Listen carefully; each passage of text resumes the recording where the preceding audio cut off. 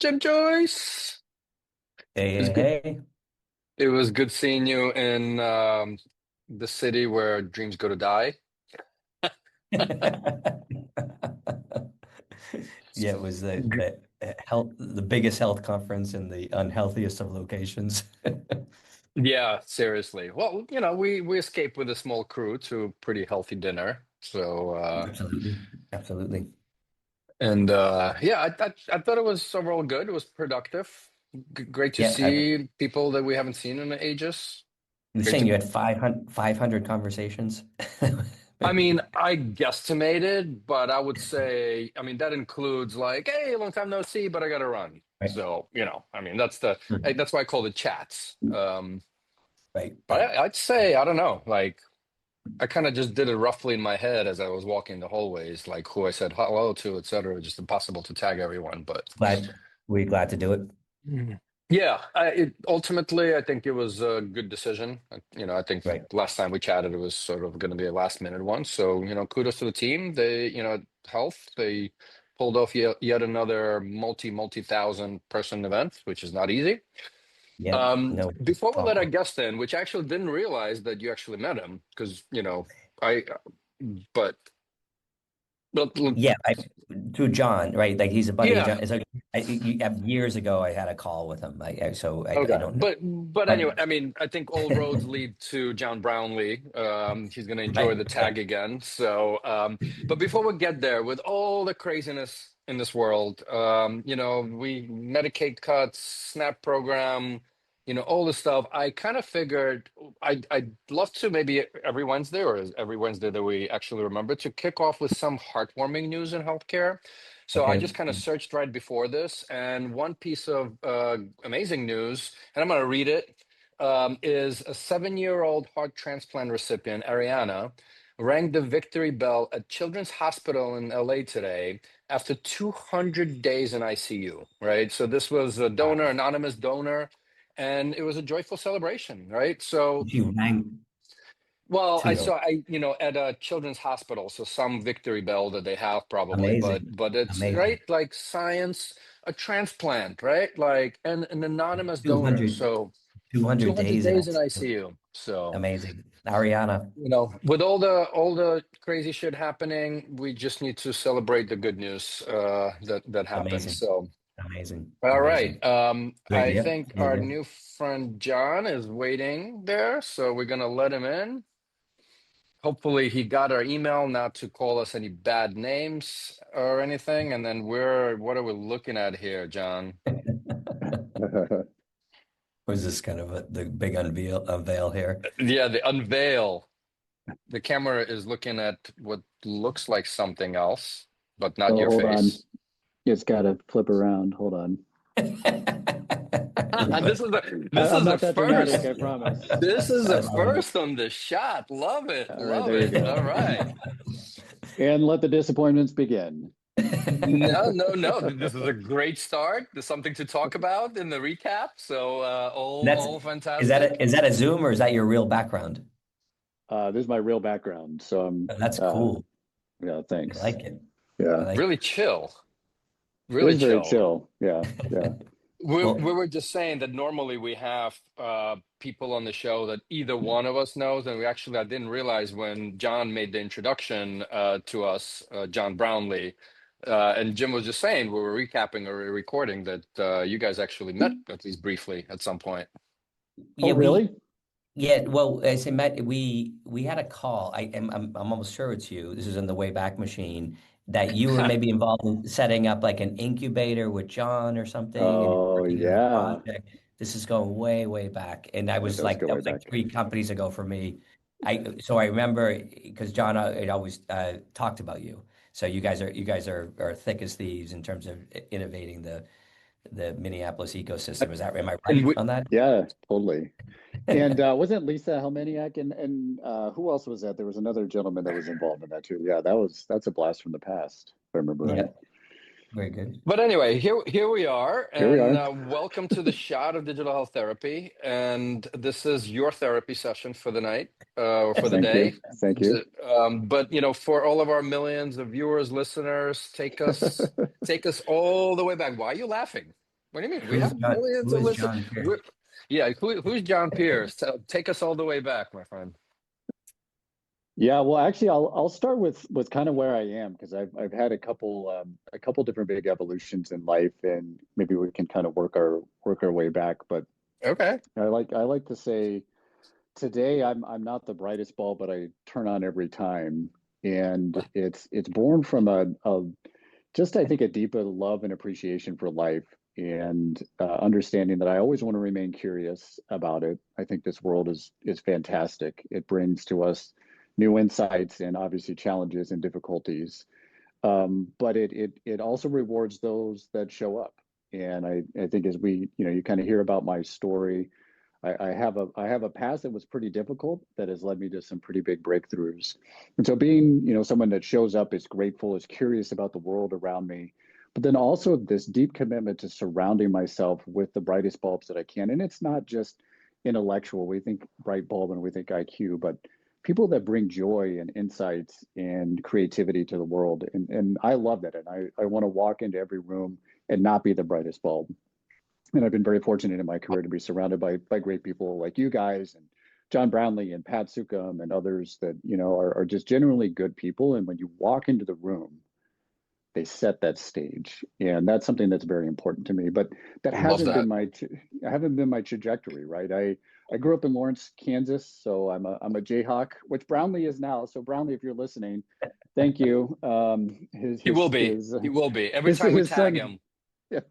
Well, his son's now going there, so he's been spending some time down in Lawrence. So anyway, yeah. So I grew up in Lawrence as the oldest of seven kids, three brothers, three sisters, and yeah, I had a lot of fun in Lawrence, and One of seven kids. one of seven kids. Yeah, Where do you sit in the stack? I'm the oldest, so Okay. yeah, yeah, Big role. Big role. yeah. Big shoes to fill. Yeah, we can unpack that one there. I fit the prototypical eldest son sort of mold pretty well. So Okay, got it. yeah, yeah, and I was kind of a prototypical jock for most of my early years, and then I blew out my knee when I was about 14, and it really kind of set me on a different trajectory. My grades weren't that great, and I thought all my soccer friends and track friends and others were my OG friends, and no one showed up. And so I started reading a lot during that time, and it kind of set me on a different trajectory where I really embraced a little bit more of the student and the intellectual, and a little bit more my creative side. And anyway, I ended up leaving Lawrence to go to undergrad up here in Minnesota, where I'm at now at St. Olaf College, which is a liberal arts school. Their track coach ran at the University of Kansas. He was on a world record 4x18. Got some good stories about that. And majored in Russian language and Russian computer science. Oh wow! So we can chat Russian. I was born in Ukraine, but I only speak Russian because I was born in Odessa. So, but anyway. We'll test you later. We'll test you later. Well, you'll be happy to listen. I'll get rid of all the suspense. I can't speak Russian and I can't code. So that tells you a lot about my day job and what I have to do. But, Charlemagne, it's interesting though. Charlemagne, there's a great quote by him. He says, "To know another language is to possess another soul." And I can tell you that reading Pushkin or Dostoevsky in Russian, in Russia, is a spiritual experience. And so I'm really happy that I learned the art of language, whether or not it's on the technical side or whether or not it was, linguistically and how you communicate and connect with the world. And Russian is actually, I don't very speak Ukrainian, but it's very descriptive. Yeah. Right. Their slang book is like this big. We have four words, right, in the English, but you can get very descriptive if you want to insult people. So. Okay, wait, sorry to interrupt you, but what position did you play in football and soccer? I was right forward. Right forward. Okay, got it. And then in track, how long were you running? I was 100, 200, 400 guy. So okay, so quick. Yeah. Sprints. which will play into, kind of where I'm at today, which is I'm trying to learn how to run the mile. And it's, I don't Right. really understand why you run 4 laps And and you then could run half and be done. and then the third question is the third question is what were you running from? Well, actually, I mean, if we want to go there, part of, so I kind of separate my life, honestly, between sort of John 1.0 and kind of John 2.0. And the first part of my life was kind of the first 30-ish years. And I was the victim of some pretty bad assault, sexual assault as a kid. And that really set me on a trajectory that I wasn't really aware of until probably my mid 30s. And it led me to some very sort of dark moments. And in my mid 30s, the PTSD from that was pretty much debilitating. And a lot of my life was crumbling. My marriage was crumbling. My business was struggling. And you ask about sort of what I was running from, and when you have trauma as a kid, when you're that young, you don't really know what to do with it. And I kind of call it like you're blowing up your balloon, and you figure out all sorts of subversive and natural ways to sort of manage that. And so for me, a lot of the first 35 years of my life was just running scared. And I was very fortunate to have emerged from that, got real, not that this isn't therapy, there's always therapy, and talking is wonderful, but I got connected with an EMDR program, which if you guys are familiar with is phenomenal, and came out the other side a much changed and improved person. And I'll share a story. So about this time, my world is just imploding. And actually, I have it written here. I don't know if you guys can see this it's actually in Russian. It says, "Я жил," which means I lived. Wow. And so about this time, I was done, and this would have been kind of my mid 30s there, 2015, and decided I was doing more damage than good in the world, and wrote my suicide note to my son, who was 3 at the time, Oh, wow. to the One Republic song, "I Lived." And I wrote it out. And if you've ever been in that point, in general, I don't know your journeys and whatnot, but certainly, a lot of people get there. The hard part isn't deciding that you're going to end your life. It's the choice to live another day. And for some reason, I decided that wasn't my time to die that day. And I made that decision a few more days, and then I went for a run. This would have been in downtown Minneapolis in the summer. And I remember the day very, very clearly. It was these really low clouds, storm clouds. Okay. And not actively like raining or thunder or lightning, but you just feel those fast moving sort of low clouds. And it was probably like 5:30 in the morning. I had on just my short running shorts, and I just went for a run. I had no destination. And I'm running around one of the lakes in downtown. And I get a few miles in, and I just stop and I pause, and I feel this voice, and it says, "Do not stop running." And that put me on a different trajectory. That moment. That moment. And the note was gone. And I will tell you that every step from then on were the hardest of my life. But what I was running for was something very different. And I told myself, I said, love yourself, love your son. If you can do that, you're going to be okay. And so actually your question of What are you why I running was from? running, what am I running from, Wow. has really been very influential and very central to my theme in my life, where the first part of my life was probably running from a lot. And now I run with a different purpose. And now I run for something. And this tattoo is the only tattoo I have. And I got it, and it's written this. So I remember when I got it, the guy was like, "Well, why do you want it facing you? You typically put it on the other way out." And I said, because it's not for other people, it's for me. And anybody I hold in my arms as a promise that the day I die, you guys will look at this and you'll say, he lived every last minute. And Amazing. that's what I run for today.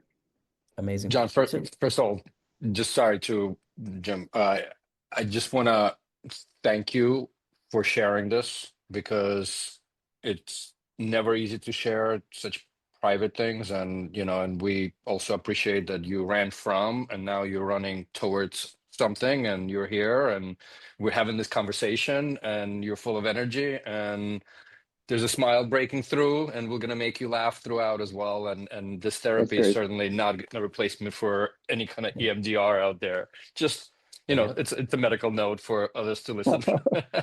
Well, and listen, I say this when I share the story a little bit, and I will also put this out there, which is if you know people that have been victims or struggle with this, there is hope in there. There is very real help, and reach out and support them. I never want to lose sight of that fact either. And especially for men, it can be kind of hard to talk about. Yeah. But it's real, and I think it's really important to share these and have these conversations. It's not for effect. It's always, I hope someone is listening, and I hope someone hears that and either reaches out and helps or gets help themselves, because there is a lot to run for. Amazing. Agreed. So now you're So, All right, running so where do you want to go towards. next? Yeah. well, no, I want to. So what? Yeah, like so. I echo Eugene. Like, thanks for your sharing and trusting the audience with that message. That's very powerful. So when in your 30s, you had already okay. So you studied Russian, computer science. You obviously were an athlete, trying to keep your knees healthy, trying to keep going, right? Yeah, yeah, Or yeah. wherever. And then so you said you were in your company. So did you go right to starting companies? I didn't. Well, I started, so undergrad, I had an internship at a healthcare startup called Provation Medical, and they did sort of clinical documentation. And this would have been like Okay. 1999, 2000 at this point. Okay. And this was before the internet bubble had burst. And so I actually had a pretty interesting, people were like, why do you want to speak Russian? And, the computer science was, part of it. But actually I was getting offers for, 200 plus $1,000 a year to go work with Russian programmers out in the Valley, as an undergrad, Hmm. right? Well, Because I was sort of this unique, English American who could actually, kind of play on both sides of that. But I decided to go work at a startup called Provation in the health tech space, and they offered me a job. And they're like, drop out of school and come back. And I was like, I think I'm gonna go. I had already planned my trip to my semester abroad in Russia, and of course that was '99, and then the bubble burst, and they had raised a bunch of money and kind of went down, and I graduated. I was hiking the Appalachian Trail right after undergrad, and basically decided about 10 days in I didn't want to do that for 6 months. And then this is a long way of saying I worked my way back to Provation and said, hey, I really liked working with you guys. Do you have a job? And they said, we can hire you for a month to do some like spreadsheet work. And that was my trajectory back into the startup world, and where I met a lot of just really great people. So I didn't start, but I had that desire to always kind of go and build. But I right. really used Provation as kind of that fertile Launch pad. ground. And exactly, yeah, exactly, yep. And so did you make it to Russia for a trip? I did. I studied over there for a semester Hmm. in Veliki Novgorod at the university there, and did the traditional literature classes. I also did an independent study in um, some Wow. Cyrillic fonts, work in computer science, which was kind of fun. So Wow. Very cool. Wow. So Okay. launch padding into where were you running to at that point? From Provation, right? yeah, so Provation gets acquired in 2006 by Walters Kluwer. Hmm. And it was a great exit for the company. I when I started there, I was getting paid nothing, and I said, "Pay me an experience." So it wasn't a big paycheck, but obviously just had a fantastic time. And Walters Kluwer, bigger Dutch group, and they're kind of like, Yeah. "Listen, dude, you're like the youngest manager here. What do you want to do?" And I was like, "I want to leave and go start my own thing." I instead of going and finding a business, I went to business school at the University of Minnesota, although went to business school is a little bit of a misnomer. I got really cheap student loans and pretended to get my MBA while I worked on my company called Zipnosis, which was all it was right about, away. yeah, it was right Yeah. away. Wow. And because I didn't have any money. I mean, I was, dirt poor, but there were some other tools that I needed in my tool chest, right? So Provation was great from a clinical perspective. I got to spend time in the OR and other places and just see the machinations of healthcare. I didn't really understand the financing side of it. And that's really where I took every finance class I could at the University of Minnesota. I was like, I know how to build a pro forma, I know how to do, go raise money, et cetera, et cetera. And so that, and then just, once you have the student card, little pro tip, you can talk to anybody. So I called everybody in healthcare and, telemedicine. I was like, tell me about this program, and just really used it as a learning opportunity. The flip side is I think I had the lowest GPA at the Carlson Business School. In fact, I'm pretty confident. You should get an award just for that. But how Thank you. did you, Thank you. you first from the end, but you're still first, right? So, Right, there should be like if they did the analysis on low MBA versus successful exit. Right. It's all about perspective, right?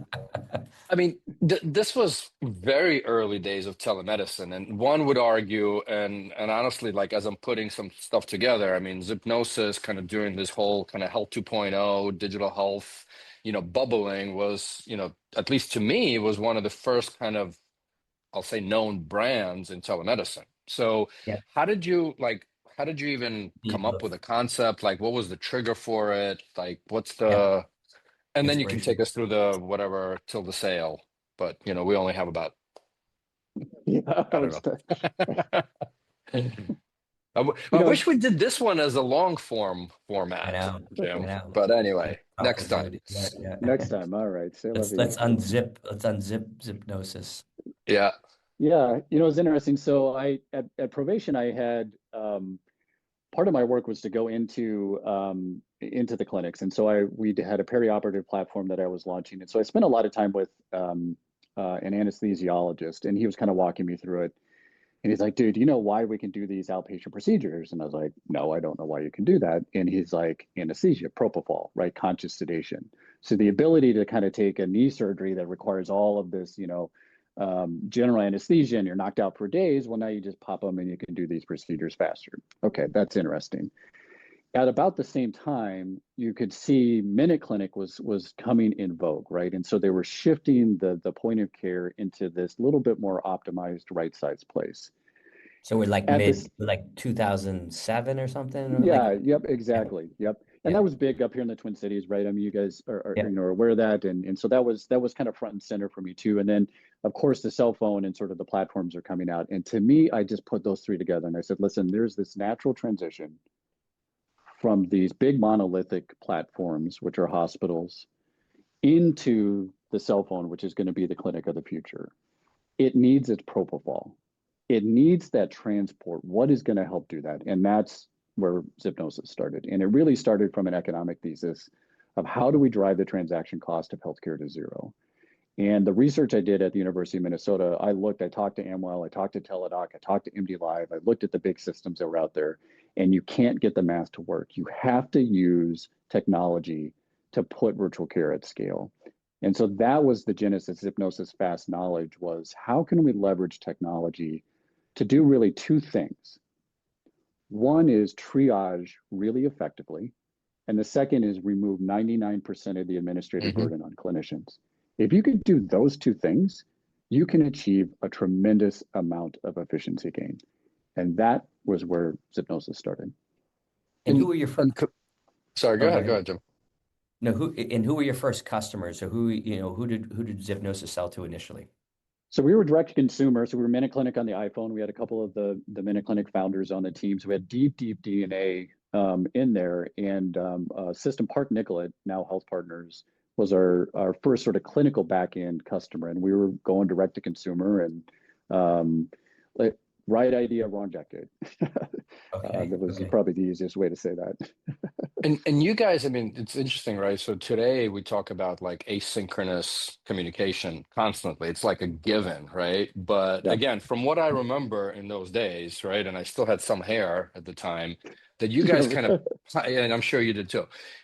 You guys kind of pioneered because of what you just said from a financial unit economics perspective, kind of the asynchronous model in telemedicine, right, versus synchronous. So again, was this highly driven by the financial component of this, or just again, right, the end users are now comfortable, but I would argue in even 2009, 10, they were somewhat comfortable with async or getting comfortable. It's interesting. So yes, the other consumer part of it. So there's the economic thesis, and then my position was the most disruptive thing that I engage in my daily life is healthcare. Yeah. Like to go stand in a line and go through all the Right. rigmarole that is healthcare. Like if I can go online and buy something, and so we were one of the first people. We had a mobile responsive app in 2009. You could go into our app and select from a list, a Google Map list, and send your prescription instantly back in 2000, because that's what we do. And so, yes, there was very much a strong consumer bent. The problem, as you guys know, is the consumer doesn't matter and the economics don't matter at the end of the day, right? If you want to get to adoption, you have to get on the other side of that. We have to be on the clinical side and we have to be somewhere in that payer stack. But yeah, absolutely. Like it was very much, if you looked at somebody, they wouldn't say it's the $10 asynchronous word. You would just say, you reach across your nightstand, you pick up your phone, you answer a couple of questions, and in 3 minutes, you can have your prescription sent to the pharmacy down the road. Do you want that? Oh, yeah, I want that. Hmm. But Right. yeah. So then what was that growth like? So you were reaching out to consumers, you were integrating with health facilities and plans, right? Yeah. And so what was that? Give us that kind of Zipnosis. Did you went out and raised capital, start hiring people? What was happening? Yeah, so we raised a little bit of seed round, about $500,000, kind of brought in the core team and started going again direct to consumer, and everything worked beautifully. I mean, we were diagnosing and treating in 90 seconds with as good, if not better, clinical efficacy than going into the clinic. But no one used it. Again, it was just it didn't work. And so we kind of pivoted and said, okay, if we're not going to be direct to consumer, can we license it out to health systems? They put their name on it, and we become I think live we for a lost couple of John. years where we had. Yep. All good. Sorry. No, Okay. you're back. We lost you for like 3 seconds, but all good. Oh, sorry. Okay. All right. Um, yeah. So we kind of lived in this sort of dual world where we were both direct to consumer, and we were also sort of a white labeled platform to health systems. And we danced around with Verizon. They almost bought us for a while when they were um, in the I big remember mobile they health they, space. they played Right. around in there. Yep. M Yep. M So Health was a term at the time, right? totally, we were in the booth with them. Yeah. Scott Kaziki was running. It was crazy, man. Yeah, it was good times. So yeah, so we lived in that space for a while, and ultimately the licensing kind of became where we found our power zone. But we died probably about 15 times in between then, and then about 2000, I think 15, raised our Series A, and that was about 17 million. So we had found 9 customers at that point. We had 9 employees. We were profitable, and it was time to go. So Amazing. success story from the beginning, just like Yeah. old startups. Yeah, right. We, Yeah, tell me about it. I love the we died 15 times, almost died, right? you Near still death experiences. have Yeah. Yeah, to live. exactly. Like I Well, said, I'm not the brightest bulb, but man, just keep me going and we'll figure it out. So And maybe let's fast forward to ultimately the decision to sell, and I forget Fabric, right? Which is something a company name I never heard before until kind of digging in, to be frank. Like Zipnosis to me was a known name, but yeah. So we sold to actually Bright Health Group bought us in 2021. We were a great fit with their model. okay, Bright, unfortunately, was not a success long term. mm, And then they divested Zipnosis out, and got it. Fabric bought them. So, which has been great. And honestly, so the team at Fabric and their CEO, Anik, they've done just a fabulous job of taking that good core technology, keeping that core team, and putting the right kind of strategy on it, and raising money in ways that I was never able to do. And so it lives on as Fabric today with a couple other pieces, and it's been really fun and to stay close to that. Let's jump, because I think I was just trying to look for the introduction from our friend John, but let's maybe get to where you are now, right? You kind of started there, but then we sort of dropped it and went backwards again. But We're all over, Masterlete, man. what is that? I couldn't find anything on there. Are we Yeah, gonna so disclose some stealthy stuff today? yeah, so There we're you gonna go. do a little, Okay. yeah, exactly. So Masterlete was born, as I shared with you, running has been a big part of sort of the second part of my life. And when I turned 40, I set a goal of running a 4-something mile in my 40s, a 5 in my 50s, and a 6 in my 60s.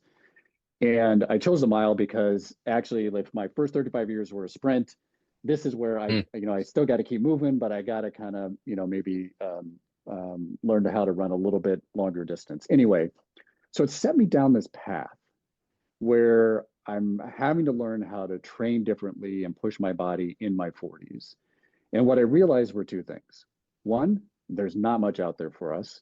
And two, there's a lot of John Pearces. And we are hungry for community, we're hungry for resources, and we have money to spend.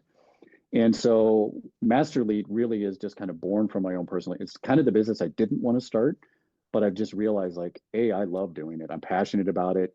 And B, I think there's a lot of guys out there, and women, of course, who can benefit from it. So it all starts with a very simple thesis. So similar to Zip, right, in that trajectory, right, that the cell phone was the clinic of the future.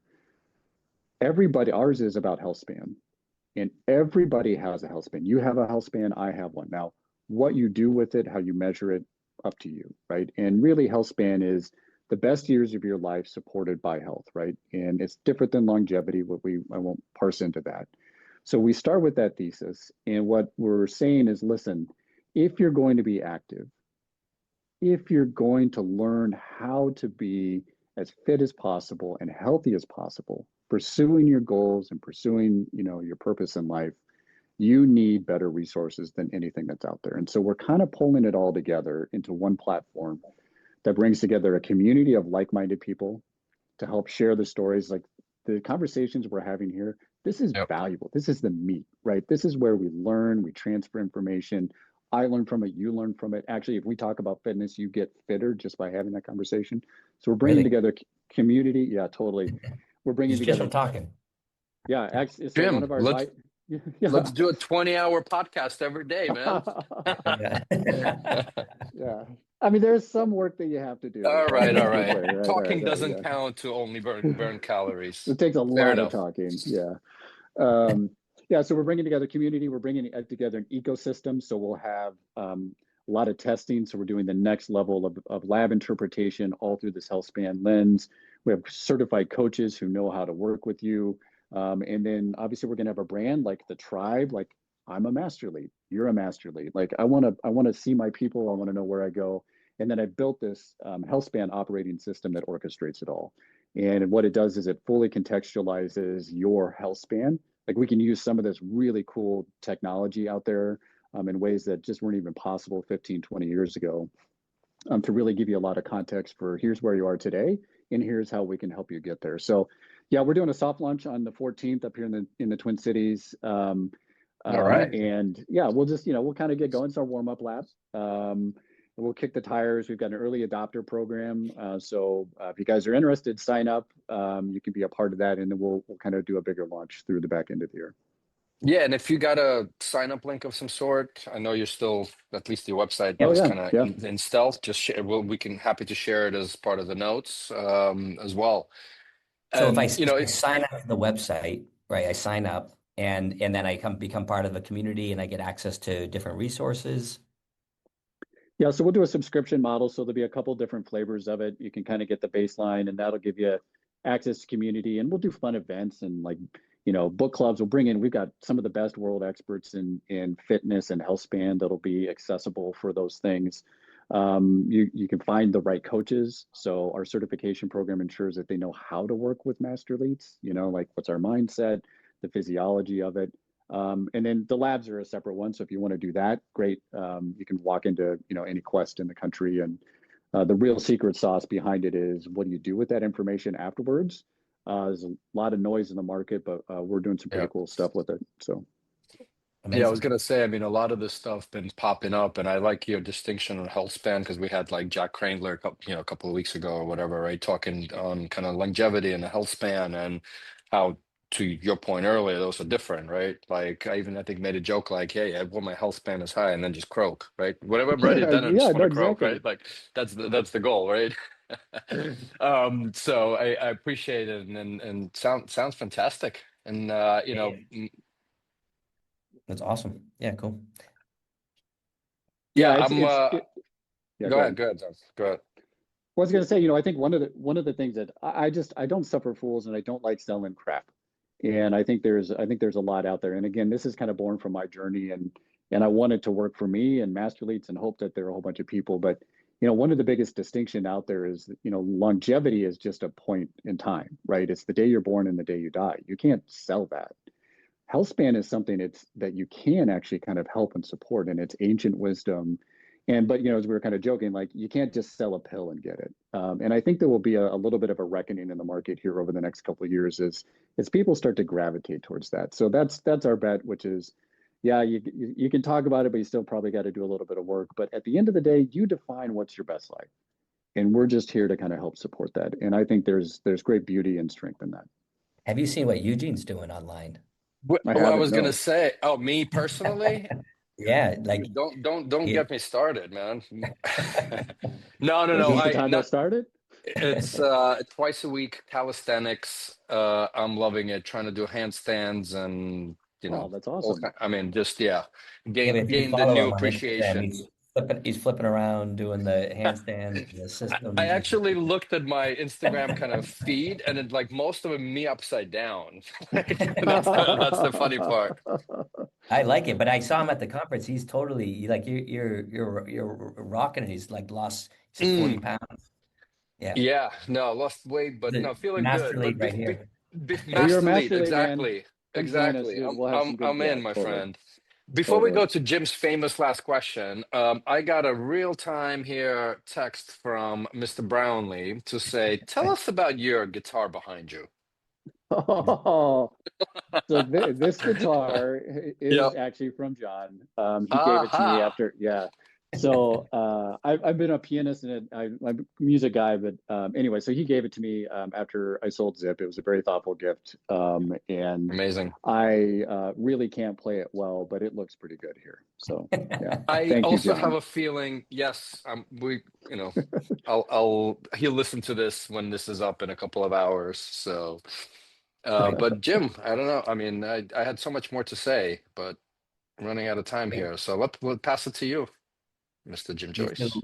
so we kind of projecting ourselves out into the future, and the soft launch for Masterly is just a massive, massive success. It just goes into a soft launch and a slightly more sophisticated offering, and you make HealthSpan accessible to millions and millions and millions of people. It's just an amazing, amazing success.